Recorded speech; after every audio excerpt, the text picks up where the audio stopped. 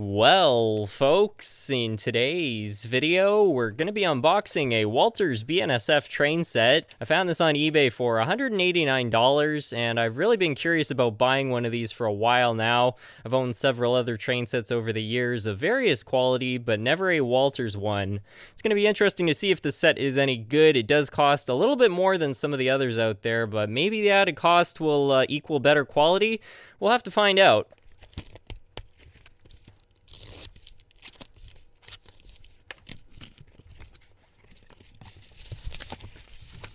So here's the box. I've got to say that right off the bat, it's not the greatest artwork I've ever seen. I don't find that it's terribly exciting. A lot of the older train sets have some crazy box artwork, which I find really helps to sell the set. And I don't know, this kind of seems more reminiscent of like school supplies. On the back, they seem to have the other rolling stock, which is interesting. I find most train sets usually have it all on the front. But I guess, you know, fundamentally that doesn't really matter because it's what's inside here which really is going to make the difference. So let's get this thing out of the box and see really what we're dealing with here.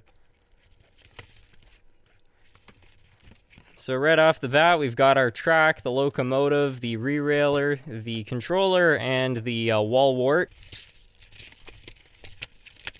And then in the second half here, we've got the track and the rest of the rolling stock. I guess we'll start off here and then we'll work our way towards the more exciting stuff.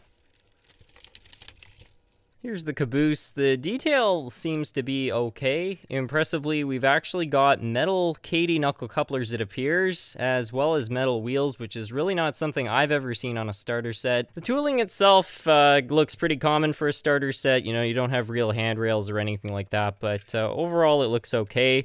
This might not be the most realistic piece because I don't think by the time BNSF was created out of Burlington Northern and Santa Fe they were using cabooses anymore. But I guess they still did a good job with it. Here we got a Norfolk Southern hopper. I really like the paintwork on here. It looks very crisp. I don't see any signs of overspray. Yeah, the detail seems okay. And just as the other car had, it's got a metal coupler and metal wheels. Here we've got a boxcar. It feels like they actually added a little more weight to this one for whatever reason, but either way, the detail seems comparable to the other ones. We also have the rail joiners, which I think we'll need to hook up to the controller at some point later on. And then we've got power lock track, which to my knowledge is the only track out there which doesn't require any rail joiners, which is sort of interesting. I don't know if they've changed the tooling at all, but power lock was actually a type of track invented by Lifelike, and it kind of looks like the ties are further apart. It overall is not a terrible looking track though. Here's the controller. Overall, it looks like a okay piece of equipment. Straight and re-railing section. And then finally the locomotive, and this I believe is a GP15. I did an unboxing of one of these about 2 years ago. It was a CSX model of this, however, and so far that locomotive has been pretty good.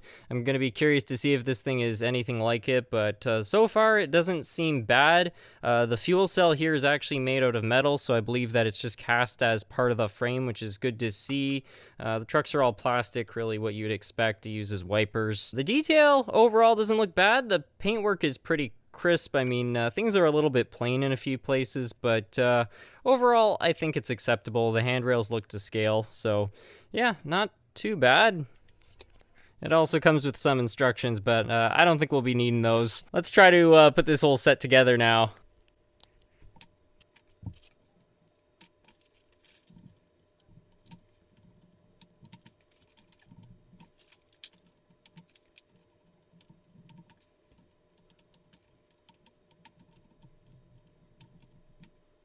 There's the track work all complete. It overall wasn't too difficult to put together, but there were a few pieces which I had to play around with a little bit just to get them to click together right. I don't know if the plastic has warped a little bit over the years, but either way, we'll just have to see how it all performs. The wires just feed into the terminals here on the controller. They also have an accessories terminal in case you want to hook up some lights for houses and other things like that, a railroad crossing maybe. That's pretty good. Those wires are Very snug. I was kind of wondering if that was going to be kind of loose, but it overall looks good. I think that they could have maybe been a little bit more generous with the length of wire, but it's good enough to do, I guess. Well, this thing all plugged in. Let's see, we have power, so that all looks good. Let's go assemble our train now.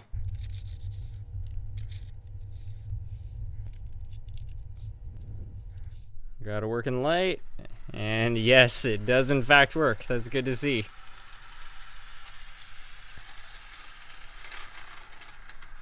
Okay, so we've got something over there which clearly needs to be sorted out. So I just went and quickly tightened up a couple of the connections, and that seems to have fixed the derailing problem. My guess is that the rails were just ever so slightly out of alignment, which is what was causing derailments, so I'm glad that that seems to be working.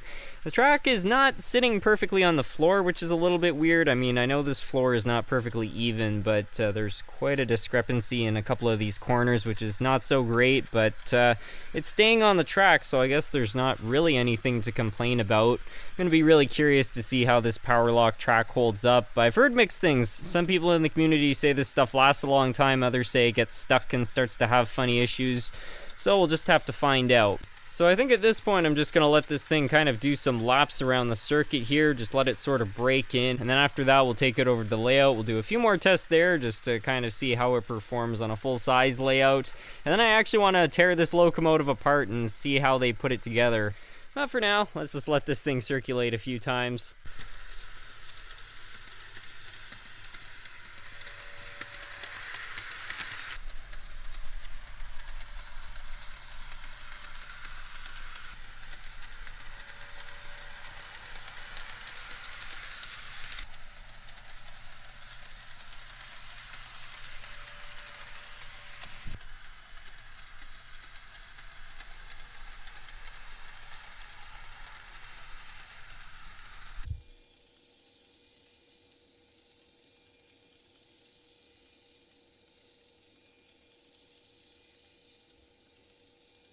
Well, I've now been running this thing for about 10 minutes, and it seems to be doing pretty well. I think we'll try throwing it in reverse now. See if anything derails.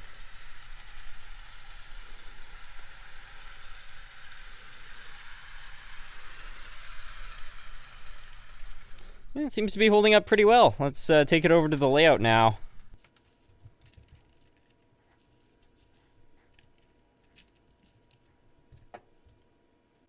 So we'll see how this thing handles my track work here.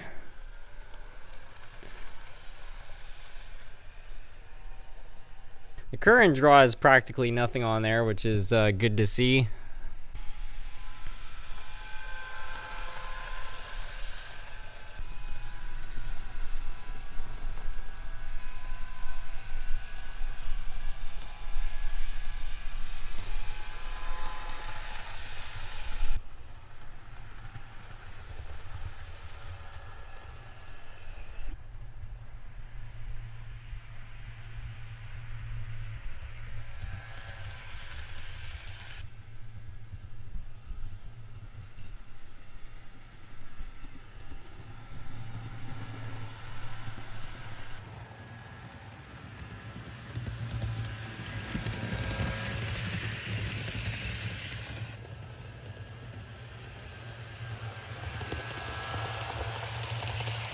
Well, overall, the performance on the layout seems to be just about as good as it was on the floor. I haven't had a single derailment, and it's been running quiet. The current draw has remained low, so yeah, overall pretty good. Now, why don't we take this locomotive over to the workbench and rip it apart and see what exactly is powering this whole thing. Now, as I might have already mentioned, I did buy a very similar locomotive a couple years ago, so I've already had a quick look at what could be inside this locomotive, but we'll just open this one up and see if they did a good job with it, and I'll kind of point out some of the features of it.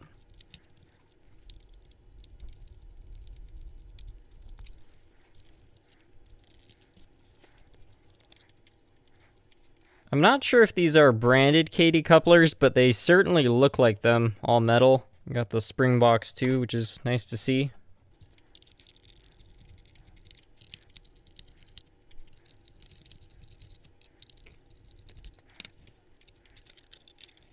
And here we are inside. We've got a 5-pole motor with a little bit of foam just to help reduce the noise. 2 brass flywheels, which is really nice to see. And then all the wiring is connected up to this circuit board. This is not DCC ready, so if you wanted to upgrade this, you would be in for a little bit more of a challenge, but it's definitely possible. And I really like how clean everything is. There isn't a lot of opportunities for wires to become tangled up with the drive, which is really great to see. This right here, too, is all metal, so that will add a little bit of weight, which is another important thing for pulling capacity. As for the trucks down here, it's basically just a bunch of nylon gears, and I know nylon gears can be prone to cracking, but these ones are nice and thick, so I don't think that they're going to have any issues. And the power pickup is done by wipers. It's not my favorite way. I prefer bearings. I just find that they're slightly more reliable, but these should work fine as it is. The trucks are also connected directly to the frame instead of through a screw, which is something that I like to see. Just means that if this is dropped, it's a little bit less likely to break. So yeah, overall, everything looks to have been done properly, which is terrific to see.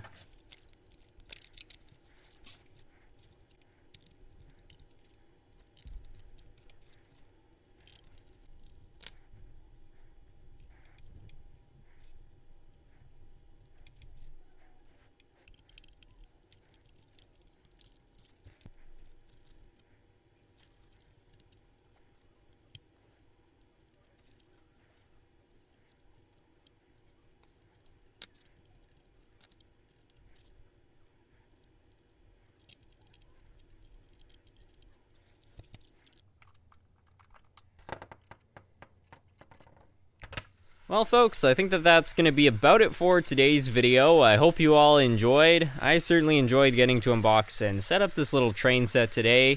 And at the end of the day, my impressions of it are overall quite positive. I'm quite impressed to see that they're stocking this thing with nickel-silver track, knuckle couplers, and metal wheels. Like, for a starter set, that's kind of impressive. I think the main thing I wasn't super impressed with, though, was how well the track went together. Some pieces were fine, but there were a few others which I had some trouble with, as we saw earlier, too. They were causing derailments.